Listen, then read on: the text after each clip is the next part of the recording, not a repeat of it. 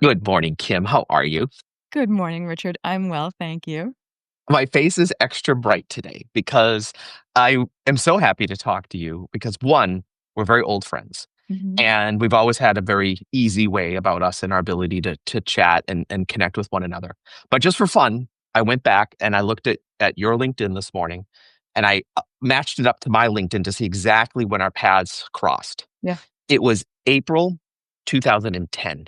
I know. That's Mhm. crazy. Mhm. It was a really long time That's ago. a really long time ago. You were, like, Yeah. fresh out of high school, I was Yeah, sure, yes, that was it. but I can't believe it. I can't believe it's been 15 years. It's I unbelievable. know, and, like, I remember Abigail's artwork hanging in your office, like, you proudly coming in and, like, Yeah, putting her picture there, and she's, yep. she's so talented, but even then, and my children were super, super small, so It's it was so it was a insane. really, really Yeah, interesting, fun, chaotic, I think, part of both of our fun. lives. 100%. Yeah, I mean, working in the environment that we worked in, it was chaotic, but it was Yeah. also very fun. Yeah. Mhm. But I just look back at that and just I was amazed because 15 years can just go by so quickly. It sounds cliche, but it's so true, right? I know. So, It yeah, really it's yeah. so true. Yeah. But, folks, we're joined by my very old and dear friend, Kim Snow, this afternoon. And we're going to talk a lot about what you've been up to over the last 15 years, which is a Mhm. very, very fascinating cross section of your work that you continue to do in information technology, your work that you do and in terms of women's empowerment and women's leadership and mentoring and a whole other side of what you do around a very spiritual and very awakened opportunity that you're also offering people. So let's do the little thumbnail background, Kim Snow 101 introduction, if you wouldn't mind.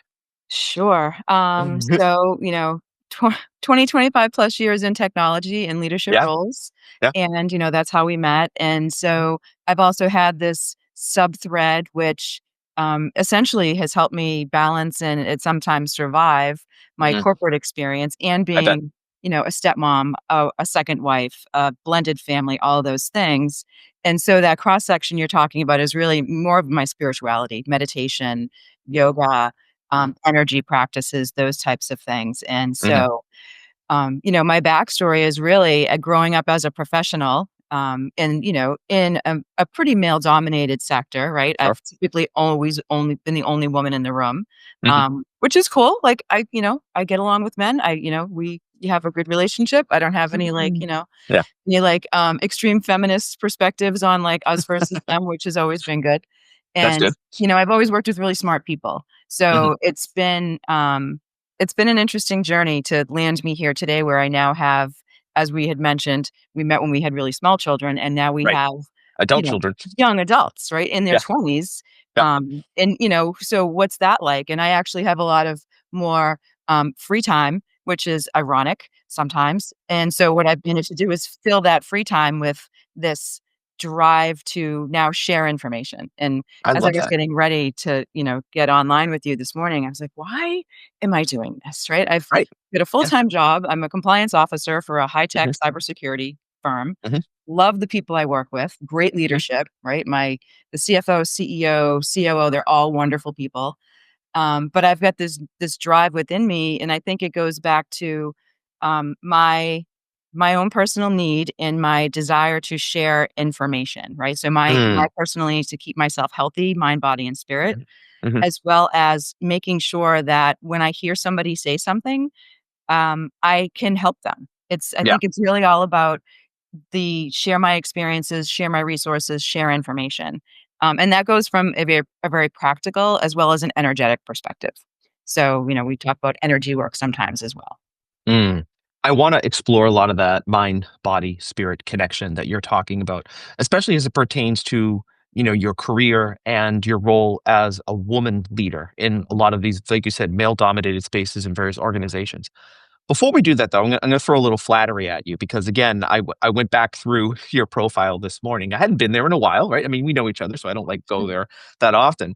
But I started, like, really digging into since you and I last worked together, the amount of, like, self-development and continuing education that you have done. I was really impressed, Kim, Oh, thank about, you. you went to Cornell, and you went here and you went there and you did all this work. And I know that that you are a perpetual learner. And I know Mm. that's a big part of what you do, and that you are not afraid to go into environments where you're not an expert. You don't know things, but you'll learn, and you'll drive yourself to learn. Is that scary sometimes, Kim, or is that just part of your fabric?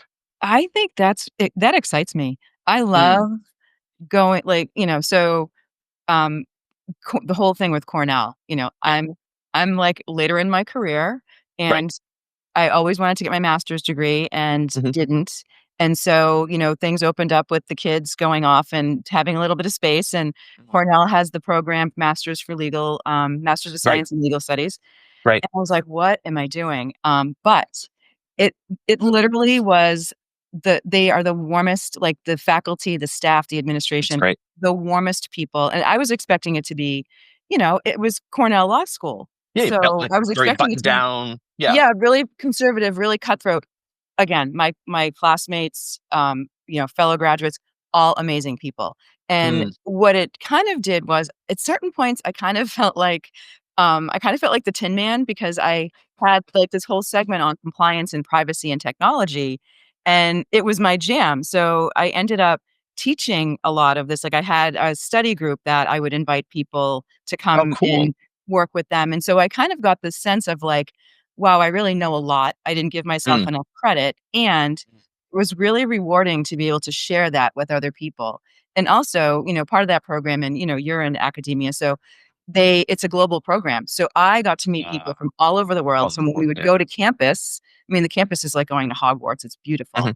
Yeah. But I met all these amazing people that I never would have been in touch with, and I learned from them and all the different perspectives. So it was scary, it was expensive, um, but it was worth it, and I Yeah. think I am always putting myself in those situations, and now I kind of find like it's kind of flipping. So Yeah. I'm doing a lot more teaching, I'm doing a lot more mentoring, I'm starting speaker series now. It's, these things are Good. starting to show up for me, and I think it's Sure. because I've been doing a lot of that, education and self-advocacy, as Hmm. well as having the time to join groups, to spend time with other professional women, Sure. because I knew that when I was raising my children, and, I wanted to be a yoga teacher and I wanted to be doing all sorts of extra things.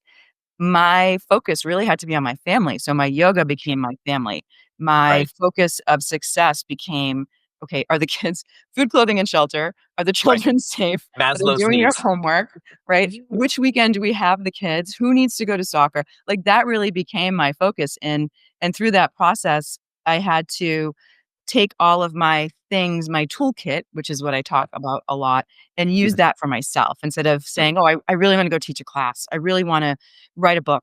I was like, "No, I really need to make sure that I'm hitting my mat every morning, that I'm meditating every morning, that my Mhm. food in the house is really good." I'm prepared to feed myself and people.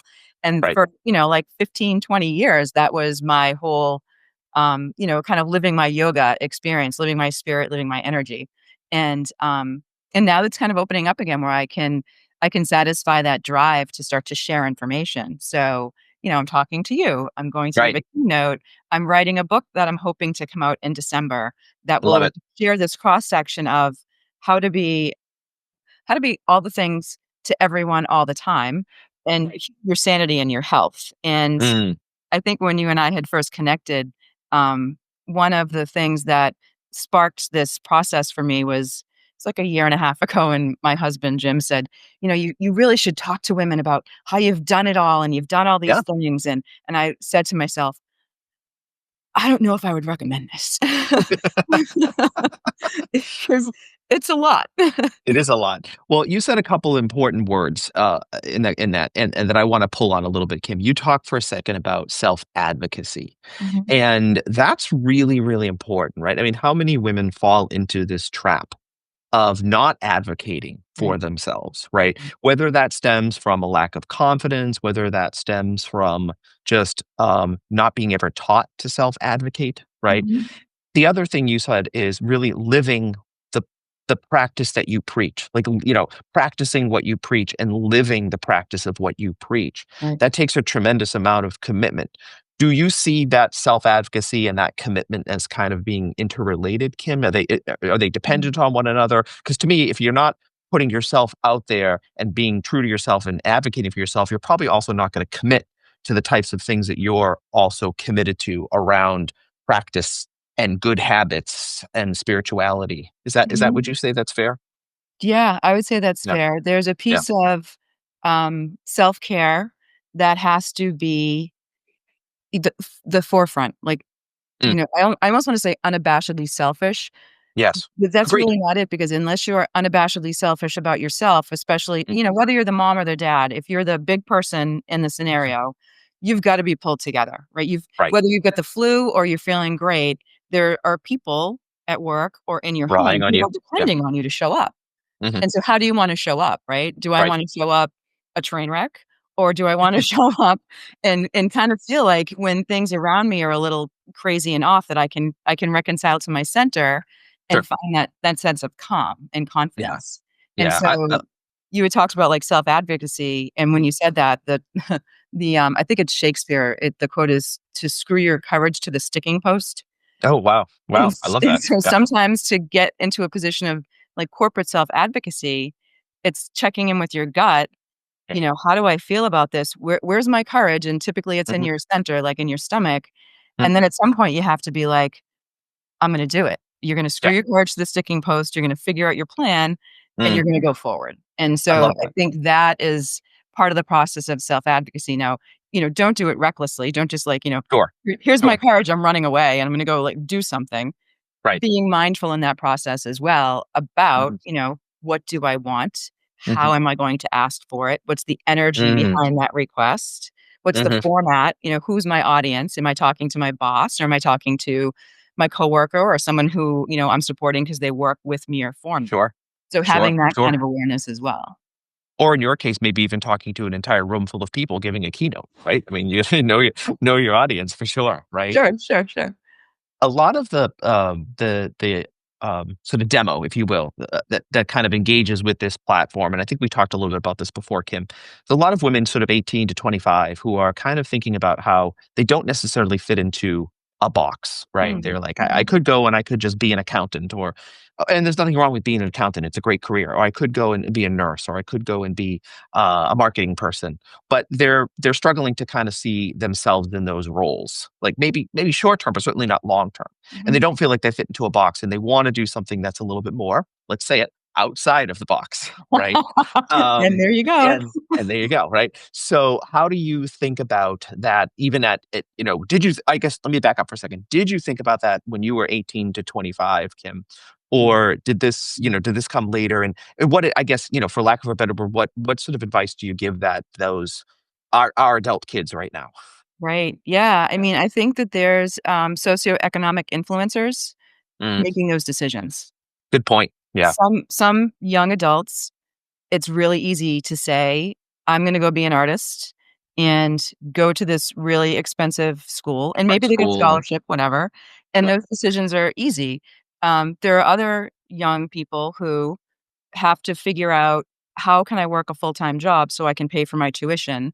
Right. And And take care of somebody at home potentially or yeah, whatever, right? Yeah. caregivers, Right. Mhm. siblings who need Mhm. assistance, who the parents Mhm. need them to help with their siblings. So Right. there's all sorts of scenarios. So, it's really figuring out sitting in your own life, sitting where you are, what Mhm. is your best what's your best path forward, and Mm, maybe what's your path of least resistance, and maybe how do you get your creative passion satisfied, as sure. well as be accountable as an adult. And Right. Right. no, Right. that's a lot. So we've got, like, the That's a lot. traditional, go live your life, go travel the world, go do Yeah. whatever you want, and that's But wonderful. but But, yes. and even, we grew up in my kids grew up in pretty affluent communities, and, Mhm. we were like the workers, like 2 Yeah, you parents were like the working, mid, yeah. Yeah. and the kids had a lot, but then there were some children who had, just tons of access to stuff. And my stepdaughter had a friend whose family was really wealthy, but she chose to go to a school that it kicked her butt. Like, she went Yeah. for a really tough business program. She Good had for to her. think, she had to, like, drive and do the things. So, even if people have that kind of means, they're still challenging themselves. Right, right, But to get right, back to the, like, what advice would I have given my 18-year-old self? right, Um, I th follow your passion, which sounds so cliche. There are right. things where I look back and I'm like, "Oh, it would have been really cool had I whatever." Sure. And Right, then I think in terms of but I had to work, right? So, right. I bootstrapped myself through undergrad, Hmm. and I recognized I didn't wanna be in business at first. I wanted to be a social worker, and I wanted to Right. save I the remember world. that about you. Yeah. Yep. And, I did, like, a volunteer internship at one of the local hospitals, and it was at the time when, healthcare was not in a great place, Hmm. and, funding was falling apart, and I was like, "Wow, I'm gonna make no money. I'm from Yeah. no money, Hmm. and how am I going to buy a home Right. and, not be renting apartments my whole entire life?" And so that was Right. my thought process, which was, I can do this stuff, um, however, I did want a certain level of stability, and I think that's why I made a lot of my own personal choices, Hmm. and I'm glad I did. I mean, I Sure. from somebody who didn't wanna be in business at all to, having people when I first started in corporate America recognize that I had leadership skills. Hmm. So, me being in business was less about, can I do finance and accounting and math? It was Hmm. more about, can you organize projects and can you manage people and can you help to get the work done? Because this was when Right. project management was like, I'm so old, first becoming a career. Right. Right? Oh, And so it's it's they it's were so like, "You're true. young, you've got enough energy, you've got a lot of tolerance, you appreciate smart people. We're gonna make you a project manager." And that's Right. kind of how my career evolved and came together into, where it is today. But, if I could go back knowing how society is today, I Hmm. totally probably would have gone into something medical, Yeah. um, and done something on that thread. Instead, I ended up Sure. working for healthcare companies and doing Right. this passion that I have, which And is doing called this wellness growth. passion that you do as well, Yeah, yeah. And project management is so interesting because as you and I've talked about so many times, it's the epitome of you're completely accountable with no authority, right?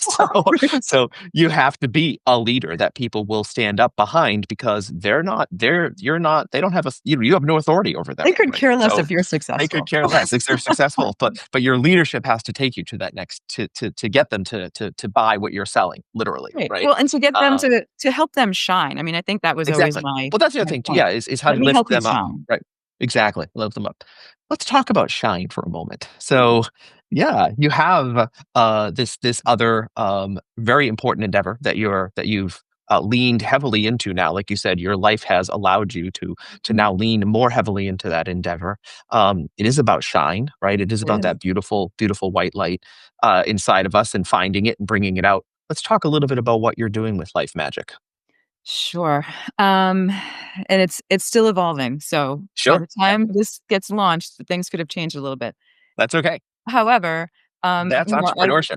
I do, yeah, I know. I do believe that we all have a beautiful light within us, and some call it, it's spirit. Some, Mhm. if you're, whatever religion, you can call it God, you can call it Yep. magic, you can call it goddess, like all of these things. But I Mhm. truly believe that we are all spiritually connected through divine energy. So, Mhm. pick a walk of life, and the bottom line is love and kindness, Mhm. and humanity and connecting and supporting each other. And Mm, so, through all of my studies, and it's so interesting. I did a search on Google. The word magic mm, from like if you had said the word magic 10 or 15 years ago online, it wouldn't have hit a lot of things. If sure. you search for magic now, it Mm, seems to be a pretty strong part of everyone's vernacular because I think everybody wants to feel joy. So even when they're trying to sell you a product, they're gonna mhm, tell you it's magic because they want you to feel joy.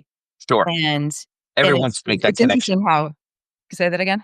I'm sorry, everyone wants to make that connection, right? Yeah, everyone wants to make the connection. Everyone Joy wants to and the feel good. experience, great. Mhm, Mhm. Yep. So yeah, I mean, the woo extreme side of me is, I go into tarot, I go into energy, I've studied Reiki, levels 1 and 2, of course, the yoga and meditation.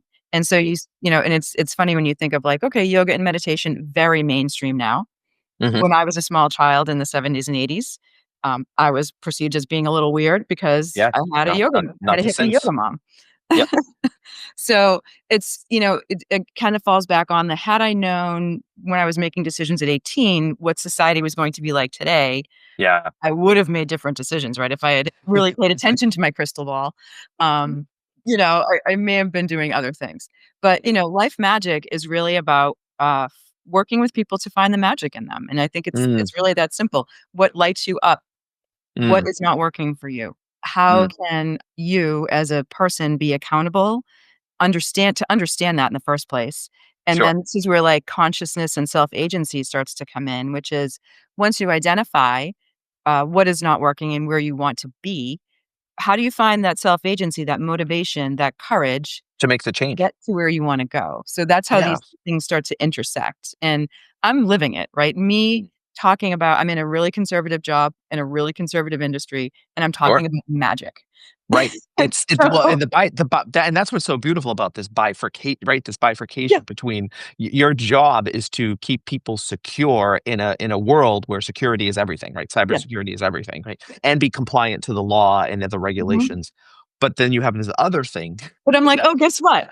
Guess what? Over here. Yeah. A second ago, you said about the recognition, and what came in my brain, Kim, was the rut that people get themselves into, and Mm, I call it like it's like a misery spiral, right? That they mm, know they're miserable, but they mm. won't do anything to try to ameliorate themselves from that misery, right? So, is that part of what you help people break that cycle of misery, if you will? Sure, yeah, I Yeah. mean, I think we've all experienced that, Right. you commiserate with your misery, right? I feel Right. bad, nothing's gonna work, Hmm. woe is me, and you Right. get, if you talk about, vibration, you get into this low vibe place, right? "Hey, don't step on my Mm. buzz, man," like low Hmm. vibes, and that's Hmm. real. So, Right. and it's even so far, some people in that cycle become really clinically depressed because they can't Right. see their way out.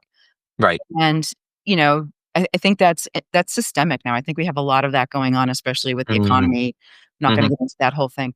But, Sure. part of the process is to work with people to lift them up, to elevate that energy level, to Mm, say and it's even like baby steps. mm, Questions like, "Okay, so what's going on right now?" And if it's someone who's in a job that they don't like or sure.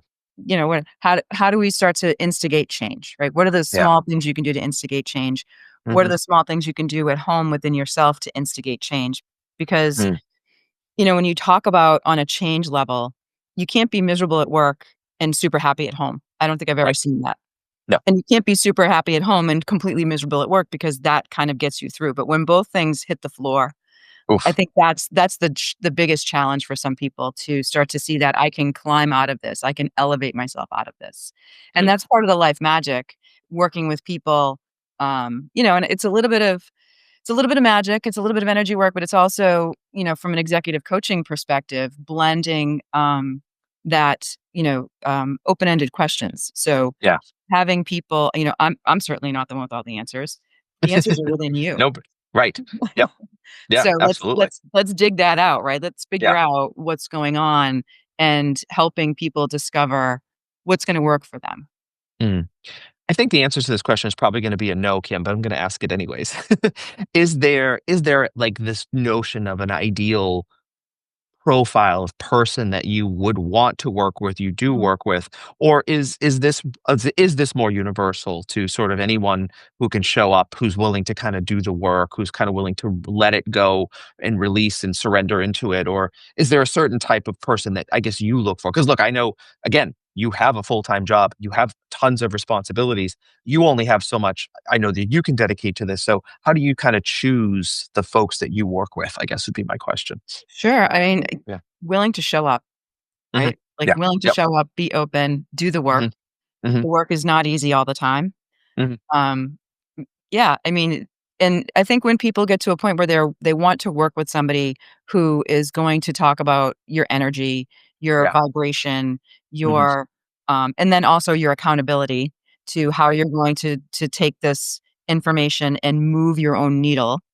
Yeah. I'm not gonna do that for you. Your Mhm. therapist, your doctor, your spouse, your loved one, you have to do it yourself. And I Right. think that is my ideal person is someone who wants to come and do the work. And, project management, I'm all about setting goals, right? I give people homework. I taught a Yeah. class last night, and it was actually, this is the woo side. I taught a tarot class last night with a bunch of women, and there was a new person in the group, and so I ended up doing just a lot of reading and less teaching and just kind of demonstrating. And I had gone in with an entire syllabus, and I'm sure as a professor you understand this, but sometimes Times. conversation happens. So at Right. the end of the class, I was like, "Okay, we're meeting in 6 weeks, right?" And they were all like, Mhm. "Yep." I was like, "Here's your homework." And they were like, What?" What? This So was we have I was homework? like, "No, if we wanna make progress, like, you have got some stuff you still need to work on. This was all fun and interesting, but you still have Yeah. things."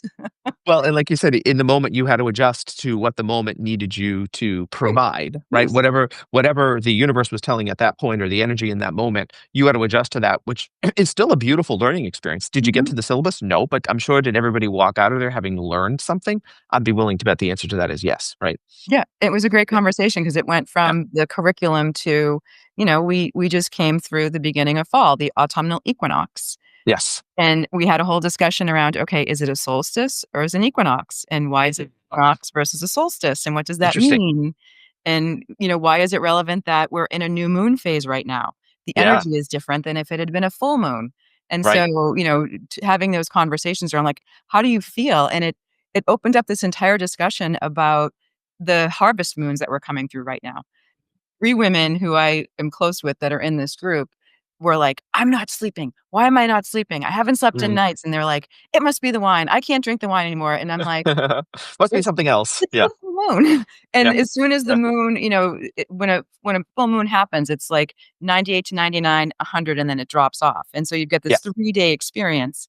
And then on the 4th day, they were all like, "Oh my god, I slept so well." And I was like, "Well, There you because go. that was the moon." Right. It was over. Yeah. Yeah. So, That's and, amazing. that was the dialogue that we ended up in last night, which was wonderful. Mm. Yeah. Do you feel, that again, I'm gonna go back to the demo question because you and Mhm. I are in the same demo. Is there an appeal to us, the Gen Xers, those that have had, kind of the last bastion of the sort of free childhood that we all had, The and, streetlights are on, come yeah, home. so Yeah. exactly, yes, latch keys and all those other things. Right. Is there a resonation there? Or does it resonate there? Kim, I mean, look, we're all going through this point in our life where lots of things biologically are happening to both you and me as a man, as a woman. It's crazy. Mhm. You talk about the non-sleeping thing. Oh, it's something that plagues me terribly. Mhm. Is that who you find? Again, I don't want to talk about ideal customer profile too much, Kim, but is that who you find are most attracted to, or does it really, really vary? It varies. So, It varies. yeah, Yeah. Yeah. I'm working with a couple of boomers, I'm Mm, working with Gen Xer, nice. I'm working with a young woman who's the same age as my son, Hmm. 25. Hmm. So, it spans, the whole Yeah. gamut. What I'm also tapping into, though, is this whole, and, I had talked about living your M and the Mm, hormones and staying up mm, and changes in the body. yeah. And, part of my program, and this is me speaking from my own experience and sharing information, is just like your hormone shifts, right? Perimenopause, menopause, dealing with all that. Sure. Yeah, the whole thing, and not sleeping, right? So, and Right. I think men go through a hormonal shift as well. It's not as severe, but certainly as you Agreed. age, things slow down. So, Hmm. you know, remember when you were in Yeah. your 20s and you were like, "I wanna lose 5 pounds," and your brain would go, Right. "Oh, here, Oh, I'm okay, just great. gonna take off 1 I pound just right would. now." Yeah, I just wouldn't eat for a week, and I'm there, right? Not even a week. So by Friday, you're ready for your hot date. Exactly. Yeah. Now it's like no, not so much. Now it's like you work out for an hour and a half for, like, 6 months, and you lose 3 every day for Right. 6 months, and then you lose 3 pounds, and it's like, "Wait, Right. And no." yeah, and all the calories you burn up, you just immediately reconsume. So it's not even, I'm so so again, hungry. Why so am big I a so cycle. Yeah. hungry? Why am I so hungry? Yeah, absolutely. It's so true. Well, I appreciate that. I appreciate that you're really kind of uh, having this diversity, if you will, Mhm. in the types of folks that you are working for. I knew also that there is. You talked about how you were little and you had the hippie mom that did yoga and it was kind of weird. There is the younger generation is way more open and acceptable to Sure. these concepts for Mhm. sure, right? Which I think Mhm. is very, very helpful. I do see some spiritual awakening in some of Yes. those, though, and just more accepting and more open, if you will, just placing and more gratitude too, which is Yeah. good, Yeah. for sure. Yeah. Yeah, I think there's, from a religious perspective, there are less people in church on Sunday and more people in the yoga studio, Right. and there's the millennial generation, and I hate Mhm. talking about people in generations, but we do that, right? You're I born do. here I know. and whatever. Yeah. Yeah. But they were the ones who did the Mommy and Me yoga classes. Right. So this group of children who are young adults who are in college right now are the ones who were brought to those Mommy and Me classes, and they're the Right. ones entering into the workforce. There's a completely different mindset around energy, Sure. Yeah. in the age groups of, like, 16 to 28, I think Mhm. is that swath. Right. And protecting that energy and nurturing Mhm, that energy and mhm, all those things, which plays beautifully into what you're doing. So mhm. let's talk about what's next. You've got an ambitious and busy couple of months coming up. I do. Yep, Yeah. so, yep, I'm speaking at the Day of Security next week on October 2nd. Love it. And as I had mentioned, I'm doing a panel discussion around mentorship and coaching and sponsorship. So what does that Mm, look like? And sure. again, this conference is so powerful. It's all women in cybersecurity or high tech. It was Love it. started originally like 12 years ago or so at Lookout, just in their office in San Francisco. And I think Mm, the first cohort of people that come through, there was maybe like 12. And mm, next week, there will be 150 in the room because it's a smaller conference this year, more of a boutique, but I sure. think there'll be over 1,000 women online. Oh, wow. So and, it's really all about communicating, connecting women, doing some learnings about how to survive in cybersecurity and high tech, and Mhm. promote that network so that women can elevate in their jobs. Mm. So I have that going on, and then, yeah, I'm working on trying to turn out a book sometime in Yeah. December.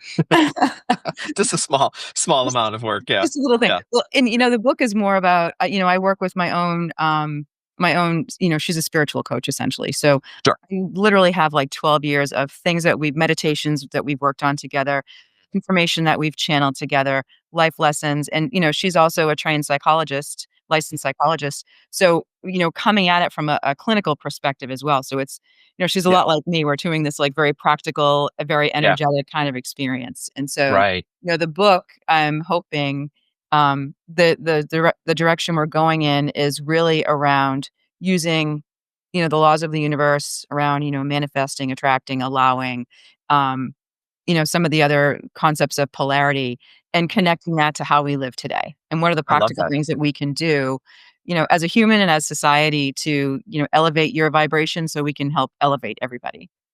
And so are you and she co-authoring or she's advising you on it? How's that working? So, I need to she's definitely gonna get credit, Okay. I see because what you're saying. I Yeah. couldn't have Yeah. done any of this without Yeah. her. Yeah. Her. Yeah. She's literally identified me. We were at a party, and she identified me, and we had this whole conversation, and she had closed her practice, Oh, wow. and she opened up her practice, and we started working together Oh, that's probably outstanding. 12 or 15 years ago now. Wow. Yeah, Wow. and then she I wanted reopened her practice, so she did take on some more people, but at the time, Mhm. I am completely honored and grateful for her Mm, support and her energy. I'm sure. I did wanna ask you about, Kim, this concept of like, filling buckets and you're filling a lot of people's buckets, right? But that means your bucket gets emptied and who fills Kim's bucket, right? And it sounds like this person certainly helps to do that. But where else do you draw the energy that you need to give to others? Where else do you draw that from? Yeah, it's so simple, like, I love a good walk in the woods. Mhm, Like, mhm. being outside just really recharges me. I Mm. need to make sure that I meditate, Yep. daily, whether it's 5 minutes or if I can carve out 20 to a half an hour, that's Sure. really great. Sure. Yoga practice is huge, exercise is Mm. tremendous. Mm. I have really great relationships, I have really amazing friendships, and I made a lot of them later in life, which I think for some people it's difficult. Adult friends is hard. Yeah. Yeah, Yeah, and friends is I'm surrounded by the most amazing women right now, and I'm so grateful for them. And, I can't forget my husband. I mean, right. he's Of course. wonderful, Yeah, and can't my forget kids, Jim. right? Yeah. I'm Yeah. so lucky that I have my family is healthy, Yep. everyone's pointed in the right direction. And I have gratitude. I really try to practice gratitude every day. Like, as soon I as love my that. feet hit the floor, I recognize that Mhm. I have been gifted with a healthy mind, a healthy spirit, and a healthy body, And a new day. Yeah. and a new Yeah. day. Yeah, Yeah, absolutely. I yeah. worked with a gentleman who, was, 6'5", maybe 6'6", huge guy, and he was very into the mindful, and he would do "Look, folks, I need a moment," and he would go and Mhm. take his 5-minute moment. Yeah. But when a 6'7" guy stands up in a meeting and says And opens I and spreads his yeah, arms, right? His spreads his arms are, like, arms, as right, long as his right, body. and he's yeah, exactly, and he's like, I need a mo," and but I really respected that. I mean, like, the fact that he had that confidence to say that in a meeting, the fact that he had that commitment to, like, "Look, I don't care what you people are gonna do, but for the Mhm. next 5 minutes, I'm gonna go over here, Yep. and I need to take my moment because in 5 minutes, I'm gonna be a completely different person than I am right now." There's a lot And to be said about timeout, yeah, right? that reset, if you will. Mhm. Yeah, absolutely, absolutely. So fascinating, so very, very fascinating. Kim, I'm so glad that we were able to do this, that we were able to reconnect. Let's get the plugs in there. How do folks find you? Where's Kim Snow? So, you can find me at thekimsnow.com. That Oh, I love website's that. launching. And also in a little hidden gem of a corner will be my life magic as well. So, Okay, if okay. you're willing to seek and go that deep, that will also be on thekimsnow.com. It's funny, you talked a little bit at the beginning about how, you found your way into high tech and compliance and security, but Mhm. really you wanted to be a social worker originally because you have this inane need to take care of people. And I still see it, and you're still doing Oh, it. And thank you. thank you for doing that work. Thank you for taking care of us. Mhm. And it's not easy. Well, it's what I do, I guess. It's what lights me up. I Yeah. love helping people. I love it. I love it. TheKimSnow.com. Everybody, please go there. And Kim, thank you once again and good luck with Thank everything. you.